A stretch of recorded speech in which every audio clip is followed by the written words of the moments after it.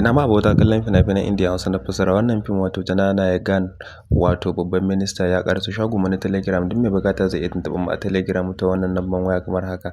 Domin dama na san da yawan ku kun jima kuna jiran wannan fim to yau dai Allah ya yi ya ƙaraso shagon mu na Telegram kawai indai kana buƙata abin da za ka yi shine ka tuntuɓe mu a Telegram ta wannan lambar waya da muka ɗaura.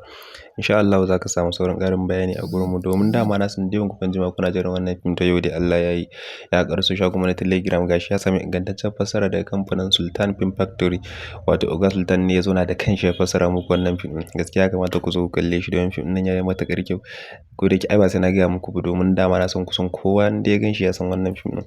Gaskiya ya kamata ku zo ku kalle shi domin jarumin ku ne na san kusan kowa yana buƙatan fim ɗin wannan jarumin to yau dai Allah ya yi ya ƙaraso shagon mu na Telegram.